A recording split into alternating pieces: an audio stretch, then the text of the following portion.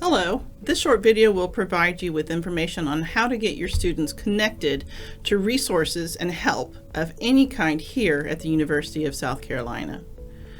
You play a vital role here at USC. Instructors, advisors, staff, graduate assistants are all often the first to notice if something is wrong. If a student is struggling in some way, you see it first. Fortunately, the university has a wealth of resource offices and assistants available for you to get your students connected to the help that they need. So what help is available? Quite a bit. Class absences, so verifying whether the student absence is excused or unexcused. Excessive class absences or disengagement from class or failing class and poor grades. Writing and research help, disability accommodations, cheating and plagiarism issues, disruptive student behavior, at-risk situations and mental health concerns or suspicious behavior, discrimination and harassment situations or interpersonal violence, and even basic needs concerns. All of these concerns have resources and offices that you can connect your students to get help. So let's go through these in turn. For students who have class absences and need them documented or verified, this is not your job to do. This is the job for the Office of Student Advocacy. The student is to request from the Office of Student Advocacy confirmation, verification of the documentation that they provide for excused absences. So you will need to direct your student to the Office of Student Advocacy to access the form to request verification of documentation. It is the student that submits the documentation verification request. They don't need to give you forms. They don't need to provide doctor's notes, anything like that that can violate certain privacy laws. Tell the students to access those forms through the Office of Student Advocacy.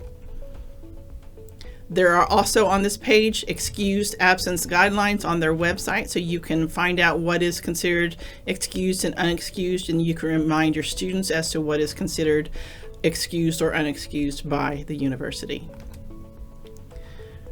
If a student has been missing a lot of classes or is disengaged and is just not showing up and being engaged in class, you can submit a student absence alert or a referral. This is through the Academic Advising Office, through the Student Success Center. And when you submit a referral, you're submitting an alert, and that allows you to let someone know that your student is missing a lot of classes or just not being engaged in class, and you're concerned about them. So you'll visit this website and click on this sc.campus.eab.com, and then you will, once you go through the dual authentication, you will then fill out the information to alert someone in the Student Success Center that the student needs to have someone reach out to them. When or why should you submit an alert for student disengagement or absences? If a student has missed 2 or more consecutive classes and perhaps has just not contacted you, stopped attending your class, hasn't been responding to your communication after they've missed class, if a student rarely or very inconsistently turns in assignments, especially major assignments, or their exam grades or quiz grades are getting worse and worse, if a student has missed an exam and has not contacted you and their grade is in jeopardy, and they may be failing if they continue with that performance, or if they're just showing a lack of engagement and participation, having technology issues, don't have the resources required for the course, all of these things, you can submit an alert to the Student Success Center to get them help. So when you click on that alert referral, this is the form that comes up. And what you then do is you submit an alert and you select what the reason is for submitting the alert, as well as with the information that you will need to provide about the students. If a student is failing your class or has very poor grades, again, this is the Student Success Referral. What this then does is this Student Success Center can get them access to specific one-on-one tutoring, course tutoring, discipline-specific help. All of these connect your student to resources to help them be successful in your class. So again, you submit an alert, and then that alert you will talk about in that form what the issues is. You'll select poor grades or assignment concerns, and this then goes to the Student Success Center, who then reaches out to the students to get them the resources that they need. Does your student or students need writing help? The Writing Center, which is in the Department of English Language and Literature, has graduate assistants and staff to help your students write better. There are many resources and assistance that they can provide to the students. When you go to the website, you can show your students, or you can help them make an appointment. When they click on that, they can have live video appointments, document drop-off appointments, or even in-person appointments. Lots of information is provided on this website to help guide students in their writing, whether it's appropriate citation, appropriate structure, or just making the appointment with a Writing Center staff. Does your student need help in how to research? The university library, specifically the Thomas Cooper Library, has many staff that can help with this. Lots of research staff available in the library that are discipline specific, and you can go to their website and get research help, where you can ask a librarian through a chat live online. You can book a librarian appointment. You can even have librarians come to your course to talk about specific research strategies that you may want your students to know about. They are here to help. Do you have a student who requests some kind of academic accommodation, or that you may see needs some kind of assistance related to a disability? The Student Disability Resource Center is here to help. You can submit a referral for a student you are concerned about, or you can refer your students to contact the SDRC to get accommodations help and information on submitting these requests. This is the office that reviews and confirms any kind of disability requests. You do not do that. This office is extremely helpful in ensuring that your students have the resources that they need to be successful in your class. Do you have situations where students are cheating, or you have situations of plagiarism occurring? The Office of Student Conduct and Academic Integrity is the office that takes care of these situations. They have a report form where you can report code of conduct violations, or you can report honor code violations. Honor code violations is cheating and plagiarism. You would click on this link here, and it will take you to the Academic Integrity Incident Report. There are many questions that this asks you. You can email them, and they can step you through filling this form out. But they do request that when these situations happen, that you do report it. More information about this office and how to report academic integrity issues can be found in their video that they provide on the new faculty orientation page. Do you have a student who is showing disruptive behavior? If you have observed self-injurious behavior, perhaps suicidal attempt or talking about suicide, illegal drug use, self-harming behaviors or emotional distress, substance abuse, other unusual behaviors, let someone know. This is what the Student Care and Outreach team does. They actually have a report referral form where you can let someone know you are concerned about a student and you want someone to reach out to the student to see what they can do to help. It is not on you to get that student help themselves. You are actually notifying offices that there may be an issue that you want to be followed up on for that student. When you go to the Student Care and Outreach team website, you click on the referral form, and this form will populate and will request specific pieces of information from you, what you may have observed. Once that is submitted, that then goes to multiple offices who then review that and then get the student the help that they may need.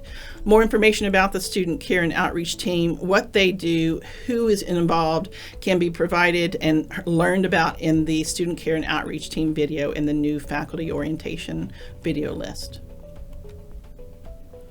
Do you have students who appear to be at risk to themselves or to others, or are showing mental health concerns?